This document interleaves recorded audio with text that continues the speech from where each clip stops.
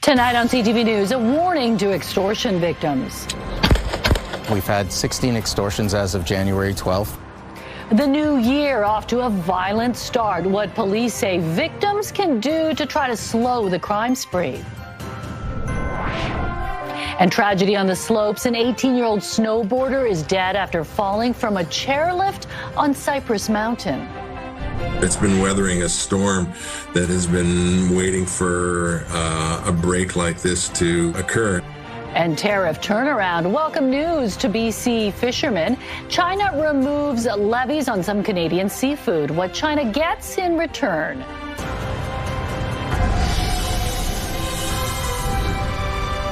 This is CTV News with me, Jung Lee. Good evening. Thanks for joining us. What started as a day enjoying the slopes ended in tragedy. An 18-year-old snowboarder on Cypress Mountain fell from the chairlift to his death. CTV's Shannon Patterson has the story. The Sky Quad Chair is Cypress Mountain's newest four-person lift. It takes skiers and boarders to the top of Mount Strachan. On Thursday night, an 18-year-old snowboarder from Maple Ridge slipped from the chair and fell approximately 50 feet to the ground below. At approximately 7:27 yesterday evening, EHS attended and the young man was declared deceased at about 8:15. We did do an investigation. There's nothing to indicate that this is anything other than a tragic accident.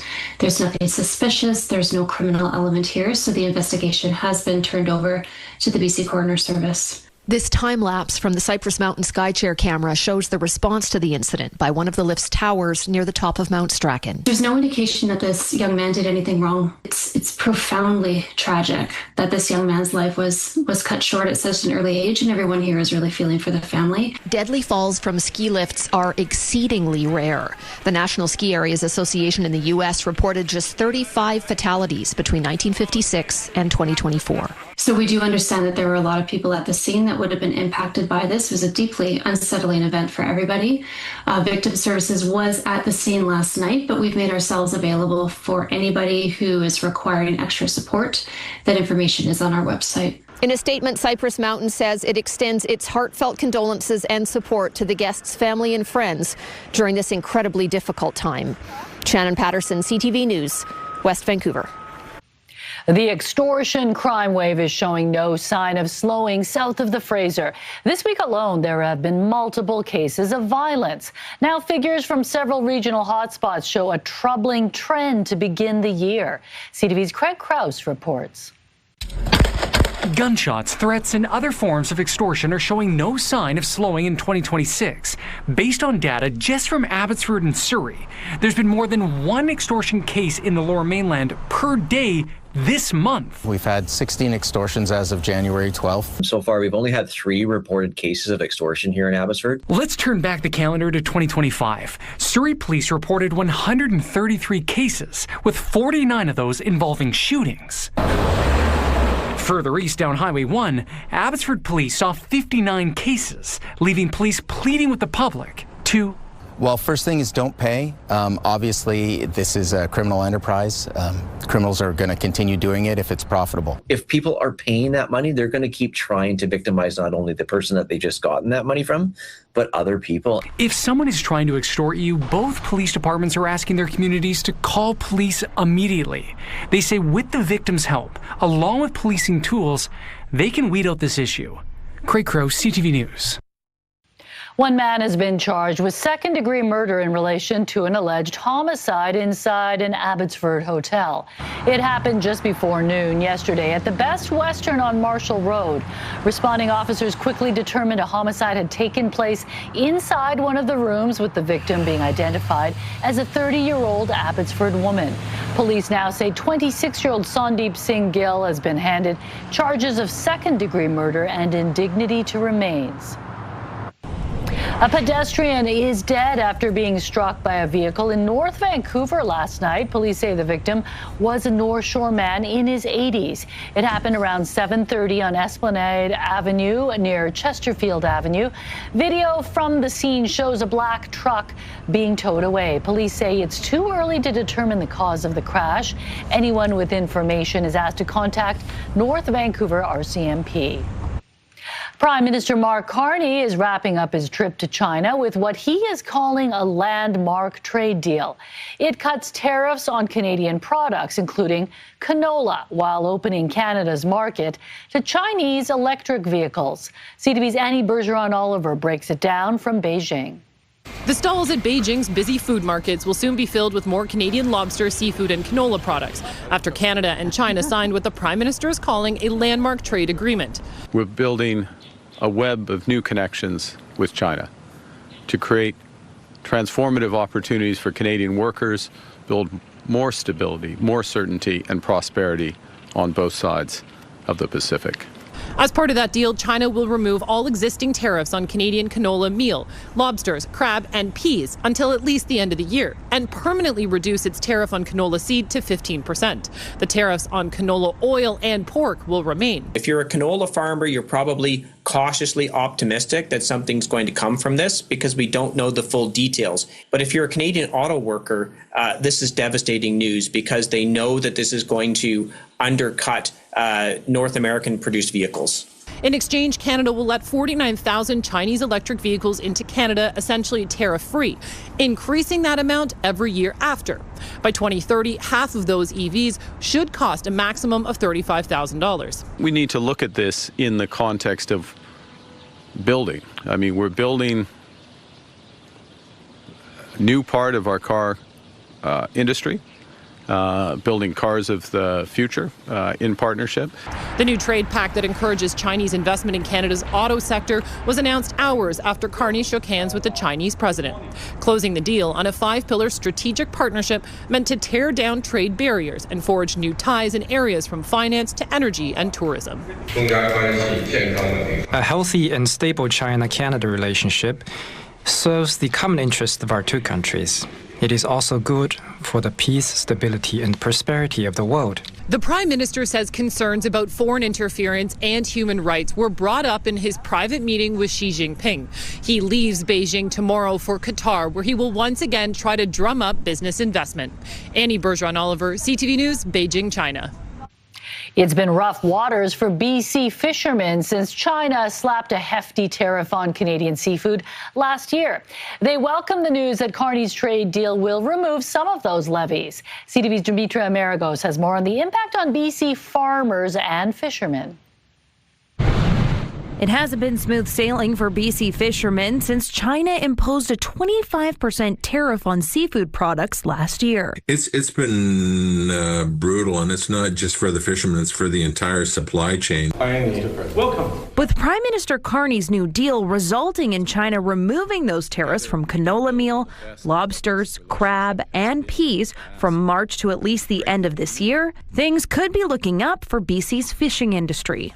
It's been weathering a storm that has been waiting for a break like this to occur. Chevelle, a commercial fisherman, hopes calmer waters are ahead. The promised tariff relief means that it's going to restore viability to those fisheries. In exchange for allowing up to 49,000 Chinese electric vehicles into Canada, China will slash its duties on Canadian canola seed to 15% by March 1st. Canola is an incredibly important crop for us up here. Malcolm Odermatt, a canola farmer located near Fort St. John, says this is the news many BC farmers have been waiting for. This is great news. It's really unfortunate that we had to have this year of reduced prices and demand, but hopefully things will get back up. And with strained relations with our neighbors to the south, trade and tariff experts say this new deal is essential. I think there is an understanding that we need to move forward in the face of what's happening with the United States. While Chevelle says this is a step in the right direction,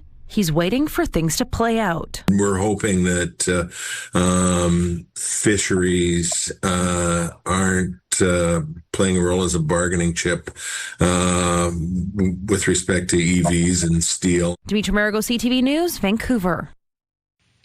Much needed space for long-term care beds. A massive new addition to Vancouver General Hospital gets the green light. The story just ahead, but first let's take a look outside. Spectacular view from Grouse Mountain. Clear skies tonight, and Anne, what a beautiful day we had. Nice to see the blue sky. Yeah, hope you're able to get outside and enjoy it. We'll see more of it as we head into the weekend. Right now we're seeing temperatures still above seasonal, 8 degrees at the harbor, 7 in Burnaby. You're looking at 7 degrees in Abbotsford as well, 10 in Chilliwack. As we head into the weekend, blue skies and sunshine for both Saturday and Sunday, both sitting with 9 degrees. Tomorrow, early morning, we will start off with some fog, but it does clear up quite nicely. CTV Weather brought to you by Expedia Cruises. Explore the endless possibilities at one of our 36 BC locations. Learn more at expediacruises.ca. And the long-range forecast is looking dry as well. I've got those details coming up. Not a very typical Vancouver winter forecast, all. is it? All right, thanks, Anne. Welcome. There's another contender for the BC Conservative leadership. The party's finance critic, Peter Milobar, is the third person this week to join the race. I know how to win in tight elections. I know how to win when you're supposed to win. And knock on wood, after I win the leadership of the BC Conservatives, we will gather together as one cohesive team for the betterment of British Columbians. Kamloops' former mayor and the region's MLA since 2017 is the third ex-BC Liberal to enter the race. The NDP responded by calling for a ban on residential school-denying candidates. Milobar has publicly denounced denialism, but also renewed his call today to repeal BC's declaration on the rights of Indigenous people. I'm Caroline Elliott. I am in this race to win, to defeat the NDP and to bring back hope to British Columbia. Political commentator Caroline Elliott made her bid for BC Conservative leadership official today by posting this campaign video on social media. It came as no surprise after federal Conservative Corey Teneycke announced plans Monday to run her campaign. Elliott, the former vice president of BC United, is a vocal critic of what she calls the NDP's radical reconciliation agenda and ideological crusade. As the care home crisis deepens, a sign of hope. The VGH and UBC Hospital Foundation is one step closer to a new multi-use care home complex with desperately needed beds. Our Penny Daflos on the plan and the challenges. It's an ambitious plan for 2 mixed-use towers with 280 long-term care beds, a daycare and clinical diagnostic space taking up an entire block. A larger clinical podium, long-term care in the middle, and then clinical office space on the top. And it's now a big step closer to reality with city approval for rezoning. That passes unanimously. Congratulations. Expanding the footprint of the Vancouver General Hospital campus through the VGH and UBC Hospital Foundation. The first phase of that development is going to be 500,000 square feet. Tearing down a low-rise building and green space for the first tower and moving in the seniors from the Windermere Care residence before it's demolished for phase 2. That's all meant to meet the silver tsunami of our aging population. The timing of this is absolutely critical. We do need to move ahead. Increasing numbers of elderly patients mean increasing numbers of our most disabling illnesses, stroke and dementia. Our province already had a dire shortage of seniors housing. There are too many people in British Columbia waiting for long-term care, too many family members right now caregiving at home while waiting for that bed. Others wait in hospital after an injury, leading to delays throughout the facility, including the emergency department. The capital is coming from people who want to make a positive impact. The foundation raised money to buy the land and is now raising $150 million to construct what they think will be a model for nonprofit long-term care in the future. There's only so many capital dollars in the province to go around, and we have to look for other alternative models for funding healthcare infrastructure. Municipally, provincially, federally, we are struggling with finances and we are struggling with healthcare, and this does both. But with the construction costs already high, plus a tepid economy, finding enough generous Vancouverites to make this a reality is the next hurdle. Penny Daflos, CTV News, Vancouver. Healthcare workers on the downtown east side are appealing to the local health authority to reopen a clinic aimed at providing wound care to the most vulnerable. They say there is a growing need for this care and that it will help relieve pressure from an already overburdened healthcare system. CTV's Isabella Zavarisi has more. We have wound cleansing products. Registered nurse Molly Ango takes stock of the day's supplies before a busy shift at the Kalala Laylam outreach van in the downtown east side. It's one of the few providers in the neighborhood offering care for wounds. We get a lot of injection-related wounds, a lot of burns from just having to keep yourself warm and protected in the cold and fire starting. There you go. The need is so great, they're often turning people away, which is why a group of healthcare workers has submitted a proposal to Vancouver Coastal Health to reopen a wound care clinic run by Providence Health at the Evelyn Saller Centre. What we're asking for is a low barrier clinic, meaning kind of really addressing those barriers that may exist for people that can't present to a clinic and trying to reduce that strain from having the hospital as their only option. It's so simple, but it's actually very profound. And I think for many people who don't have trust to necessarily go into hospital or even to go into a clinic to start an intake to get a doctor, it's like this is an olive branch moment where it's an opportunity to build trust. In worst case scenarios, amputation is required. And a lot of people I know have had to get their legs amputated. It's really hard to get care down here, because I lived on the street for 10 years. Providence Health says the clinic was a pilot project that ended in 2024 and that people required hospital-level care. It adds there's no funding plan for a new clinic. VCH pointed CTV to a few clinics that offer this care, but did not answer whether it would provide funding. The group says this centre is ideal because it's already a hub for the community and meets people where they're at. We really need to get back into that evidence-informed, equitable distribution of resources and allocation of resources, and this is a community that needs it. Isabella Zavarisi, CTV News, Vancouver. WestJet seat change, why the airline is backing off its plan to shrink leg space. Also ahead. Right now, the industry is going through a lot of turmoil. We're at an inflection point. Why Vancouver is facing stiff competition as it tries to hang on to its title of Hollywood North. When CTV News at 6 continues. Stay with us. Have a news tip, video, or photos of breaking news from your screen to ours. When you see it happen, send it to CTV News. Email us at vantips@ctv.ca or text 10400. Wow, a pod of orcas put on quite a show along the coast of West Seattle. It drew dozens of whale watchers to Alki Beach, all eager to see these big killer whales. The pod was likely hunting and stuck around for an hour, breaching and tail slapping. One witness called the close encounter life-changing. A change of course from WestJet. The Calgary-based airline is grounding changes to its cabin configuration after some negative feedback. Dad, can you just straighten out your legs there? Impossible. That online video went viral earlier this month, showing the cramped leg space in the new densified cabins.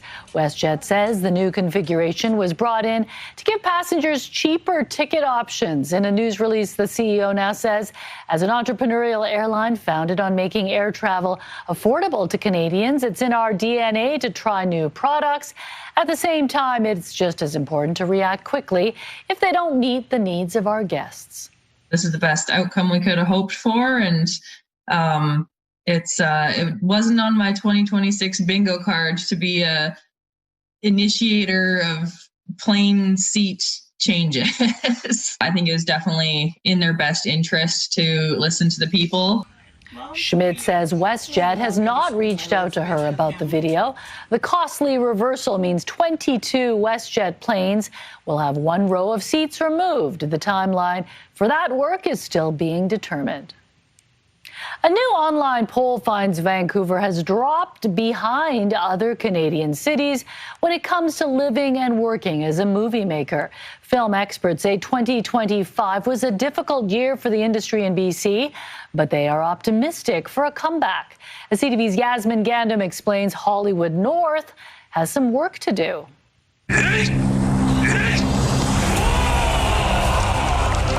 BC is no stranger to blockbuster films and television shows, including the historical drama Shogun and HBO's The Last of Us, which saw Vancouver's Gastown transformed into a post-apocalyptic world during the filming of season 2. I would say Vancouver is a great production service town. Barbara Lee, founder for the Vancouver Asian Film Festival, says Vancouver is still seeing global productions being shot here, but the number has changed. I think it's really slow. I think the industry is trying to figure out how to find audiences, because the traditional legacy markets. The film and TV industry has seen labor disruptions in Hollywood, increased competitions from streamers, and now threats from U.S. President Donald Trump to impose tariffs. So it's the show I'm on right now moved from Louisiana.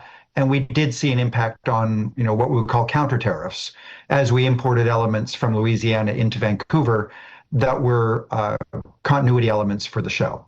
Despite the growing uncertainty, Williamson says he is optimistic about the future of film. We've seen a resurgence certainly in the last 6 months, and Vancouver should be quite busy in the next year. While once recognized as Hollywood North, BC can no longer just cash in on its beauty to attract big projects. We have to be bold and we have to be innovative.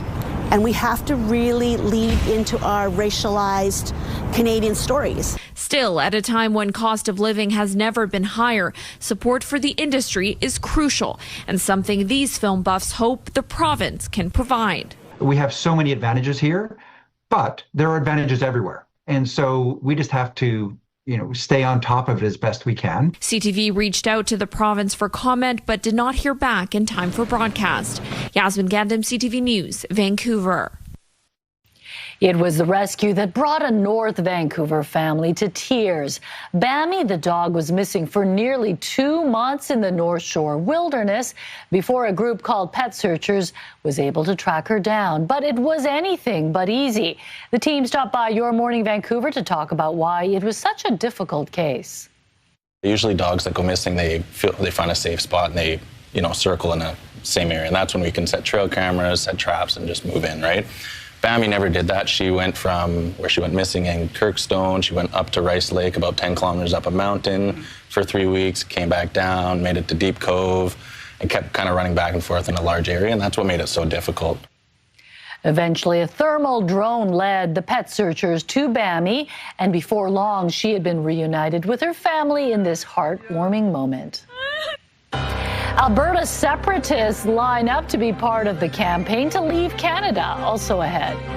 That's okay. That's what he should be doing. I mean, it's a good thing for him to sign a trade deal. If you can get a deal with China, you should do that. Donald Trump's reaction to Canada and China's new trade deal and his thoughts about possible tariffs to help him gain control of Greenland. That's ahead. It was like clockwork. They came in, they went for the high display, they grabbed a bunch of stuff, and then they grabbed the cash and left. Terrifying moments at a New York City Pokemon store when gun-wielding thieves burst inside during an event. 3 masked suspects in all black entered, smashing glass displays, grabbing the Pokemon collectibles. No one was hurt, but the suspects made off with almost $140,000 worth of products and cash. Returning to one of our top stories now, there were some mixed messages coming out of the White House today in response to Canada's new deal with China. Well, I think it's problematic for Canada. There's a reason why we don't sell a lot of Chinese cars in the United States. It's because we have tariffs to protect American auto workers and Americans from those vehicles. The Canadians were trying to get some tariff relief on their own to get ag into there. I think in the long run, they're not going to like having made that deal. Later on, when Trump was asked about the deal between Ottawa and Beijing, he appeared to welcome the news. That's okay. That's what he should be doing. I mean, it's a good thing for him to sign a trade deal. If you can get a deal with China, you should do that. Also today, the U.S. president mused about slapping tariffs on countries that don't support his push to assert U.S. control over Greenland. Several European countries have said doing so by force would mean the end of NATO. Trump repeated his claim the U.S. needs the Arctic territory for national security, but he also said the military alliance and Washington are talking. An appeals court has ruled that the Liberal government did not have reasonable grounds to invoke the Emergencies Act during the so-called Freedom Convoy in 2022. For nearly 3 weeks that winter, downtown Ottawa was gridlocked by protesters, many in large trucks, pushing back against COVID restrictions.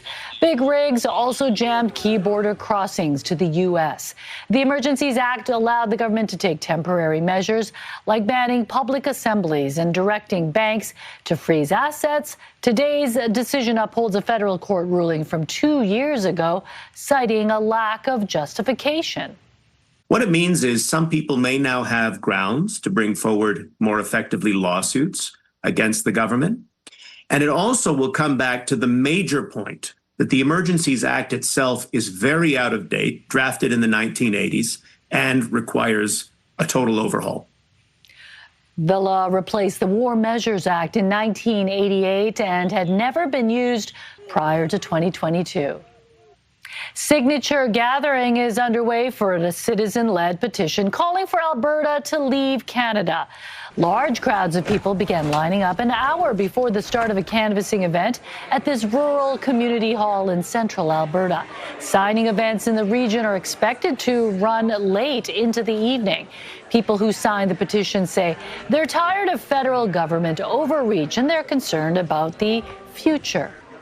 They won't give us our pipelines. They don't support oil. They've never been on our side since the beginning. No representation. We have no representation in Western Canada. If we separate, more jobs will open up because government likes to hold that stuff out. People are upset. They want their freedom. Stay Free Alberta, the group behind the petition, has nearly 4 months to gather close to 178,000 signatures. For the first time ever, Canadians can now access a national database tracking high-risk child sex offenders. The RCMP says the publicly accessible database launched yesterday only includes offenders deemed as high risk of reoffending. Mounties say it brings together previously public information to help protect children and support police work. The database is separate from the National Sex Offender Registry, which remains limited to law enforcement. One of Victoria's most historic restaurants is reopening in the Empress Hotel, but one key part of it is missing. Also ahead. I mean, he just came straight down. Straight down, yeah, and you got to be ready to catch him. A surprise guest on a morning news show, why iguanas are falling from trees in the middle of a Florida cold snap. That's ahead. He just came straight down. Victoria's Fairmont Empress Hotel has reopened the doors to its historic Bengal Lounge with a simpler and cleaner name. Now just called the Bengal. It originally opened in 1912 as a reading and writing room for guests before becoming the Cornet Lounge in 1954, Victoria's first cocktail lounge. Then in 1969, it was transformed into the Bengal Lounge, an Indian-themed space complete with a tiger rug hanging above the fireplace and buffet. After 9 years of being closed, the hotel says there are still bigger plans ahead.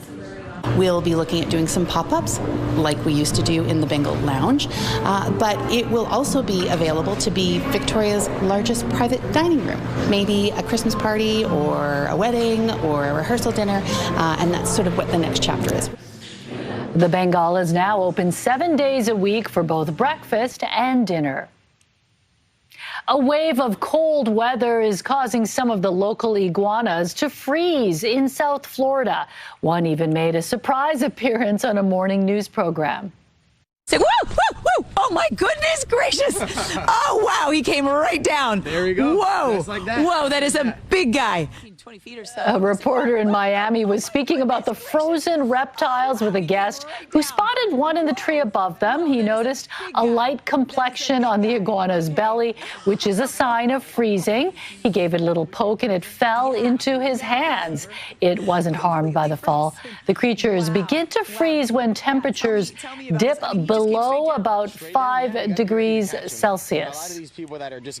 And that is just incredible that they freeze, but then when it warms up, they just come back to life again. They reanimate. Yeah, incredible. But that could be quite a jolt if one fell on your head. Yeah, exactly. Don't want to be walking near to them whatsoever during this time of year. All right, different story for us. Clear conditions, above seasonal temperatures. This is what it looked like earlier on today. Blue skies and sunshine just before the sunset. All thanks to this huge ridge of high pressure. As you can see, it is dominating the whole province and will be anchored there through the weekend into next week as well. So as that ridge builds, we'll continue to see above seasonal temperatures for the south coast and pretty much across the province into next week as well. So for the next 24 hours, we'll see clear and calm conditions right through until midnight through the overnight. We'll start off foggy for 8 o'clock tomorrow morning, but then we'll see blue skies and sunshine once again with a high of 9 degrees just around 3 o'clock. Lots of sunshine in store as well for the central coast and central interior.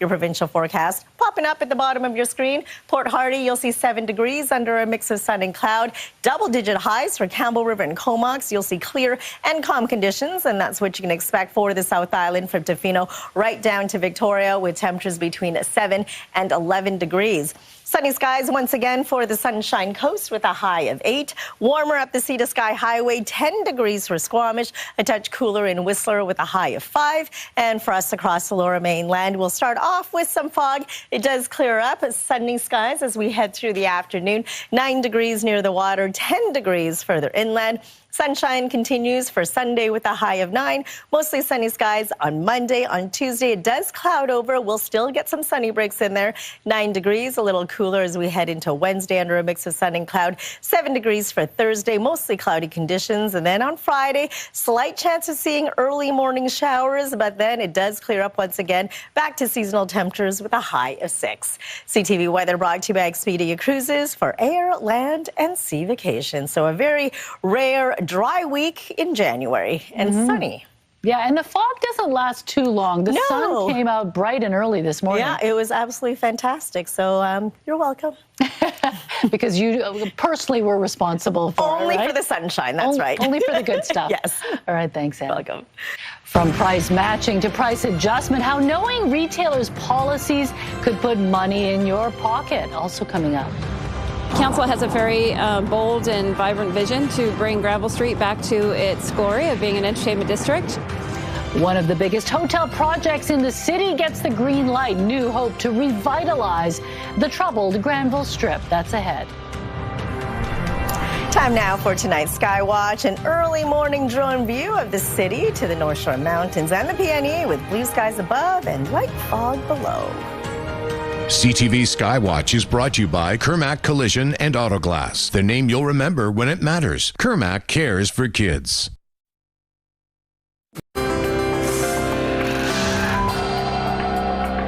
Taking a look at today's markets, the Canadian dollar traded for 71 cents to the American dollar. Oil up 26 cents, closing the day at $59.34 US a barrel.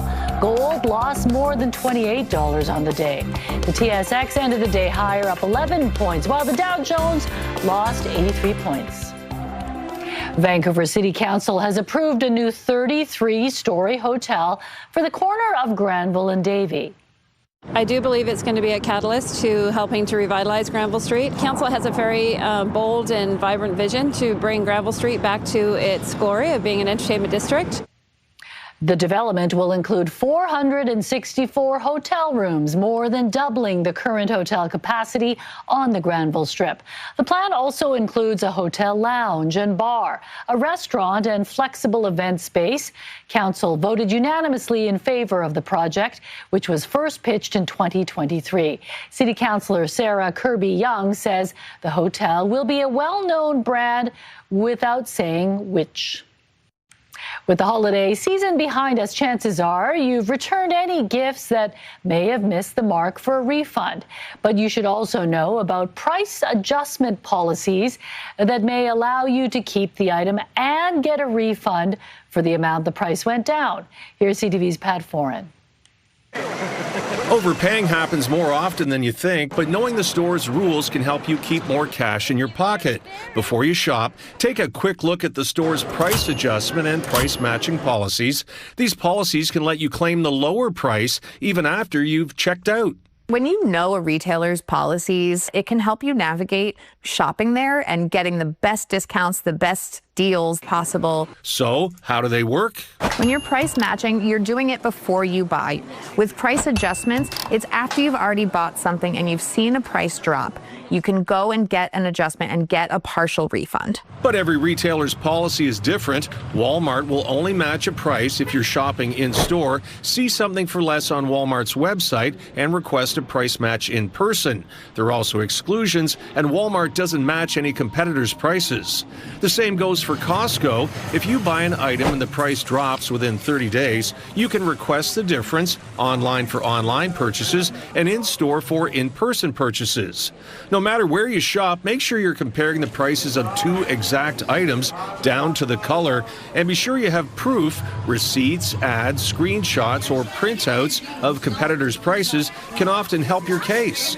It may seem like a lot of effort, but taking that extra few minutes to look at these policies is always going to be worth it. If a store refuses to give you a lower price, check with your credit card. Some cards offer price protection benefits that might be able to refund you the difference. If you're returning items, some stores may not issue refunds if the product has been opened or used. They may also charge restocking fees, and for online orders, you may have to pay the shipping costs to return it. Pat Foran, CTV News. A hot chocolate festival, the International Boat Show, and the return of Dine Out Vancouver. The Friday feel-goods are still ahead. Plus, Jurassic Door. Adam finds out how a herd of dinosaurs ended up living outside a Victoria ferry door. Next on the Sawatsky Sign Off. Right now, here's Carrie with a preview of Your Morning Vancouver.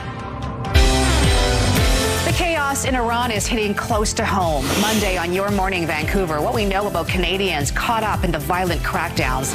Also, we're tapping into TransLink's plans for better service, what advocates are saying about proposed rapid buses in the Lower Mainland, and where they fall short. Have a great weekend. We'll see you Monday morning.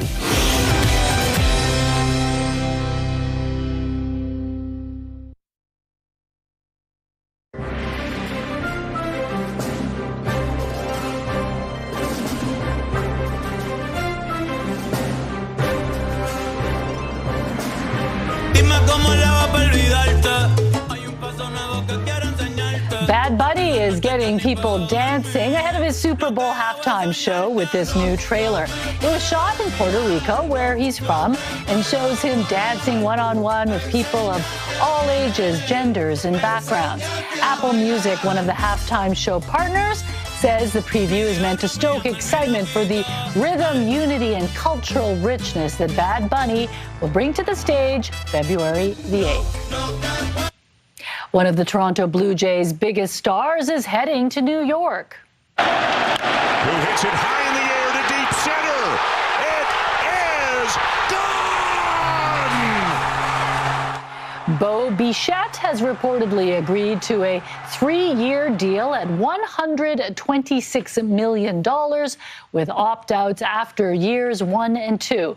Bichette spent the first 7 years of his career with the Blue Jays, playing almost exclusively shortstop and becoming one of the league's most consistent hitters. The 27-year-old is expected to shift to third base with the Mets. He was drafted by the Jays 10 years ago and has never played for another team. It's becoming more common, these $100 million plus contracts. Yeah, nice little payday. Yeah. I'm going to miss Bichette, though. He was one of my favorites. Well, you can still watch him play against but not with the good guys. Just don't cheer for him. Okay, it's time for Friday Feel Goods, a weekly roundup of unique events happening in Metro Vancouver. Here are 3 things worth checking out.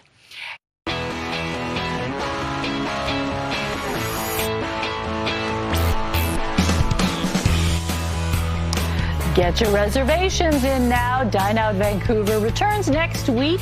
Eat your way through more than 450 restaurants offering multi-course menus at discounted prices, including 2 with Michelin stars.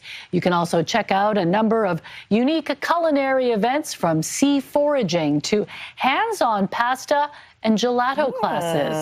I just booked a reservation for Dine Out tonight. That's right, for my sister's birthday. So many restaurants to choose from. It's good to support the restaurant industry at this time, right? Especially in January. All right, let's take a look at Western Canada's largest boat show is making waves at the Vancouver Convention Centre and on Granville Island. Visitors can check out educational seminars, gear sales, and workshops up until Sunday. The Vancouver International Boat Show has been an annual gathering for boating enthusiasts in the city for more than 60 years. They can be a money pit, I hear. Oh, for sure. I need a friend with a boat. That's what I was going to say. Yeah. Everyone needs a friend with a boat. That's the best way to do it, right? That is right. Well, Greater Vancouver's annual Hot Chocolate Festival kicks off tomorrow with 100 locations participating through February 14th. The festival, now in its 16th year, gives sweet tooths an excuse to visit their favorite cafes and discover new ones with limited edition drinks, from gingerbread to sweetgrass to bittersweet cocoa with molten brie and Swiss. What? There are more than 230 unique flavors to check out. Okay, is it hot chocolate or is it a fondue? Yeah, exactly. Both. I like the spicy hot chocolate. The Mexican spicy hot chocolate. You tried that? Yeah. I haven't. Real good. But Sweet, savory. I am curious about the molten brie. All You right. had me at melted brie, We'll right? have to go there. Okay, if you have any events you'd like us to highlight, email your tips to ctvfeelgoods@ctv.ca. We'll get to the Sawatsky sign-off in just a moment. But Kevin, what's coming up tonight? Well, Mijung students across Metro Vancouver showed their support today for the protesters in Iran. This was the scene today at UBC. Dozens marching, chanting, holding signs opposing the IRGC's violent crackdown of protesters in the country amid political unrest. SFU and Cap College also among schools holding similar rallies today. We will hear from the protesters, including one student with family in Iran. And that story and all your late-breaking news coming up at 11:30. Yeah, they're expecting thousands of people this weekend at protests as well. Yeah, I imagine it's just going to ramp up even more. Okay, thanks, Kevin. Well, it started as a little fairy door, and pretty soon a whole herd of dinosaurs was living outside. Adam finds out how the unusual garden display captured the imagination of countless kids in a Victorian neighborhood on this Encore Sawatsky sign-off.